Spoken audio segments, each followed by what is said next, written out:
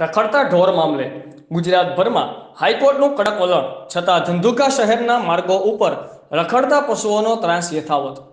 ગુજરાતભરમાં રખડતા ઢોર મામલે હાઈકોર્ટે લાલ આંખ કરી હોવા છતાં અમદાવાદ જિલ્લાના ધંધુકા શહેરના વિવિધ જાહેર માર્ગો પર છેલ્લા ઘણા સમયથી રખડતા માલઢોરનો ત્રાસ દિન પ્રતિદિન વધવા લાગ્યો છે, જેના કારણે રાહદારીઓ અને વાહન ચાલકોને ભારે મુસીબતોનો સામનો કરવો પડે છે. ધંધુકામાં રખડતા ઢોરનો ત્રાસ વધતો જતો હોવા છતાં સ્થાનિક વહીવટી તંત્ર દુર્લક્ષ્ય સેવી રહ્યું છે.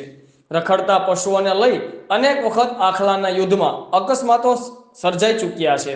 તેમ છતાં ધંધુકા નગરપાલિકા દ્વારા ઢોરને પકડવાની કામગીરી કરવામાં આવતી નથી.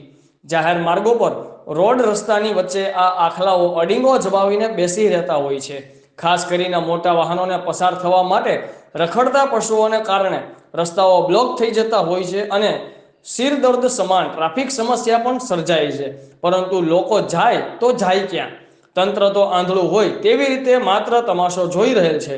એક તરફ દિવાળીનો તહેવાર ચાલી રહ્યો છે અને બજારોમાં ખરીદી કરતા રાહદારીઓ અને વાહન ચાલકોથી ધંધુકાના જાહેર માર્ગો ધમધમતા હોય છે, ત્યારે આ રખડતા માલઢોરના કારણે અવારનવાર ટ્રાફિક સમસ્યા સર્જાઈ રહેલ છે. પરંતુ કહી શકાય કે ધંધુકા નગરપાલિકાના ચીફ ઓફિસર કે વહીવટદાર પણ આ બાબતે અજાણ હોય તેવું વર્તન કરી રહ્યા છે.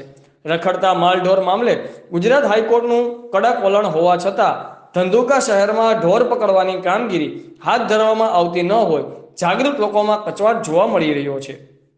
રિપોર્ટર સંજયભાઈ ઝાલા, આઝાદ મીડિયા લાઈવ, ધંધુકા.